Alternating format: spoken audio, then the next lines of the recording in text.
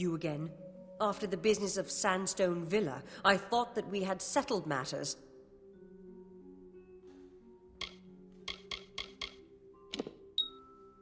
I see. Think very, very carefully about what you are saying. Octien is a Templar.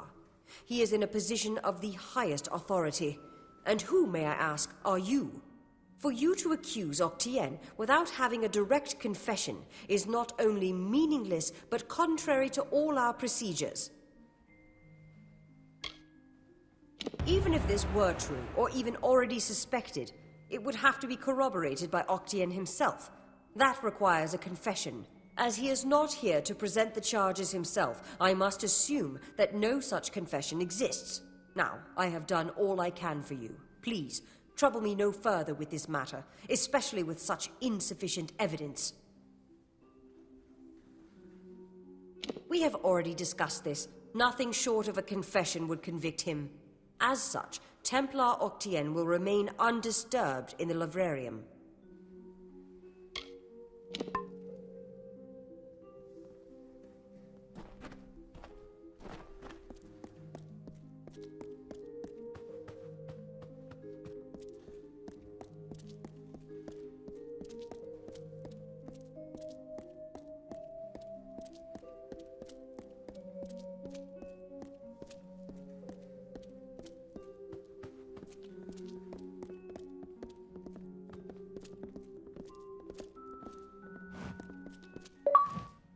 Hello. I'm here to send regrets on behalf of Templar Joriel. While she wishes to extend you aid, she's stymied by protocol. What she gave you was an official response. I'm here to give you another response. A personal one. I am a political aide for Templar Joriel.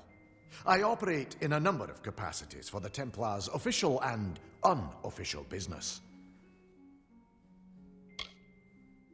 My superior has suspected for some time the crimes that you've levied against Templar Octien. But like you, she is frustrated by his status. Allow me to be direct. If you can make Templar Octien publicly acknowledge his crimes, then Templar Joriel will reward you. She will be your patron of sorts. My superior is a very, very busy person. It is unfortunate that some wrongs escape her notice, and those she does notice cannot always be immediately righted. I am an aide to Templar Joriel. Usually, my work takes the form of drafting letters, taking notes of various functions, and so on. The city is a marvelous place. Recently, my work has taken me farther from its walls for more often, and I'm sadder for it. You wish to bring the Templar to justice, yes? Then you must get him to publicly acknowledge his crimes in some form. As my superior no doubt told you, the Templar may be found in the Livrarium. I suggest you go there.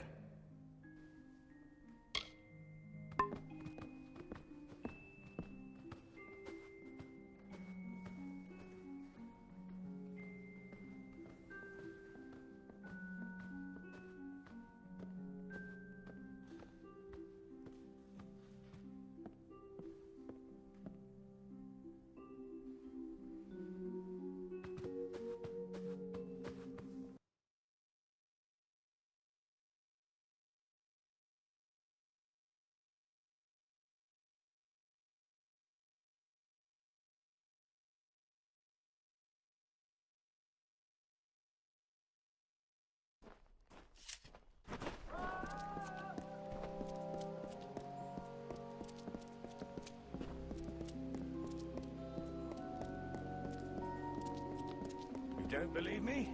Take a look at this scar.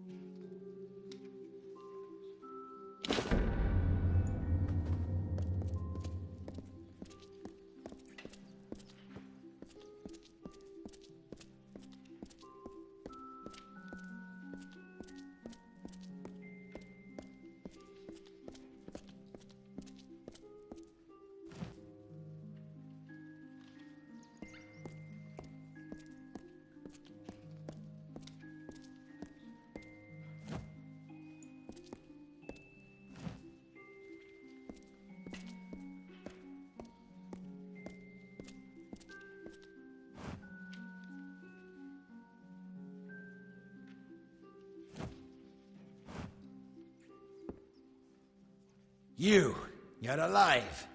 What an unexpected and quite unfortunate turn of events. For starters, I expected you to be rotting in a sandy ditch somewhere.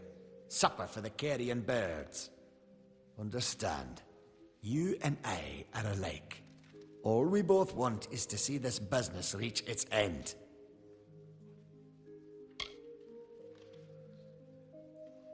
Did it? Here you stand, suspecting me of a great many crimes, yet unable to lift a finger. Tell me, who has the power? Or what? You'll slaughter me in a murderous rage? Typical. Your kind is as predictable as it is stupid. I'm afraid you'll find me quite hard to kill. Unfortunately, I cannot say the same for you. Attack me in this city, and I won't just have you clapped in irons. No, I'll hand you over to the scholars in the Basilica for research. A long career supporting vivification research has left me with certain advantages. You could say I'm more resilient than most of your enemies.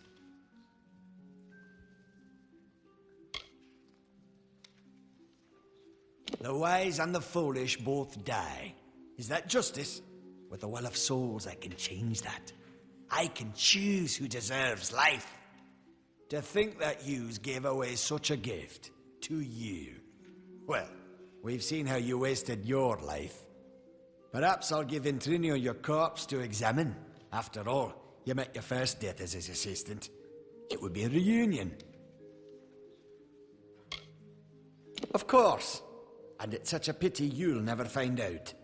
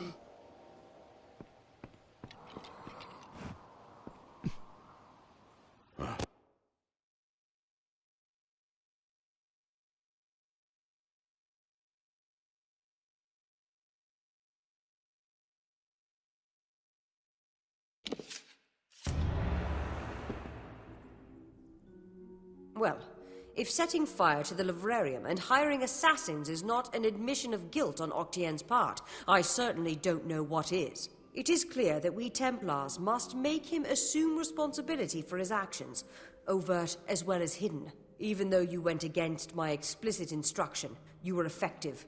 You have my respect. Should he survive the wounds earned in battle, I should think so. To that effect, I have ordered a moratorium on all of his current studies and projects. All, perhaps, save this mysterious Well of Souls.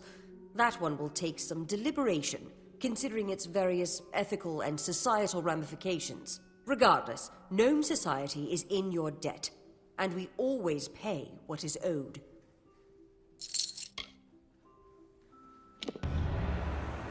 Ventrinio Desalini.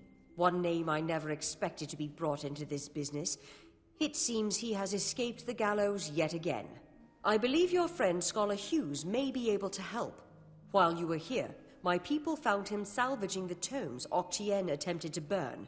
Now, you must excuse me. A Templar has fallen from power, and Edessa's political buzzards are circling.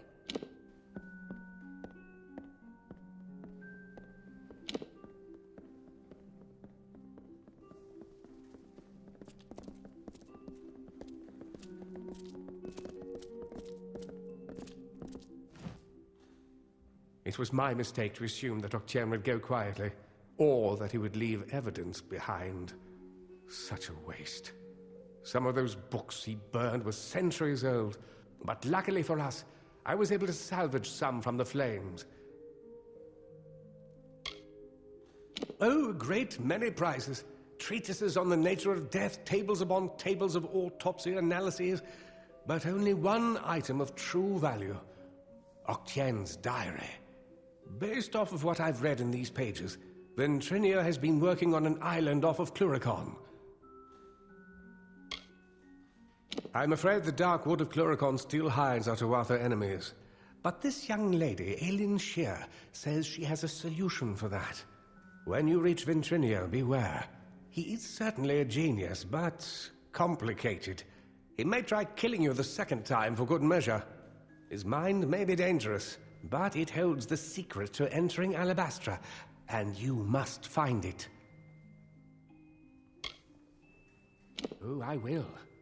In fact, I believe I'll be staying in Edessa to offer what support I can. With Octien out of the way, the people will be needing a new Templar, after all.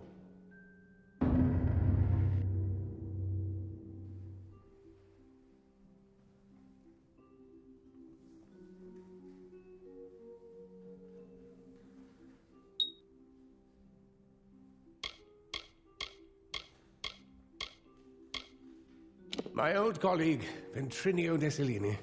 For a time we worked together under Templar Octien. He was a brilliant scholar, but a terrible person. Octien's journal shows that Ventrinio's assistant died during an important mission into the heart of Alabastra. I don't know how to say this, but the date of the assistant's death is shortly before you came back to life.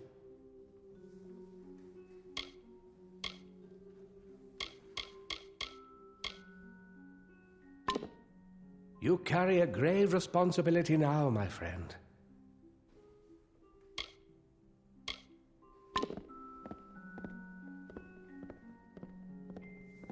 What's needed?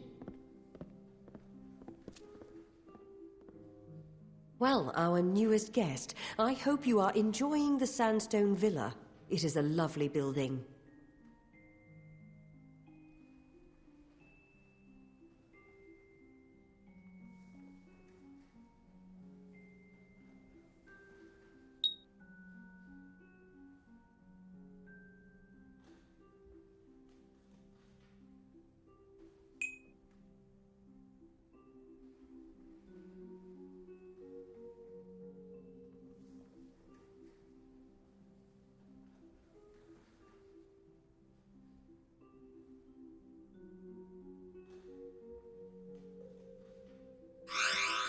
Be well.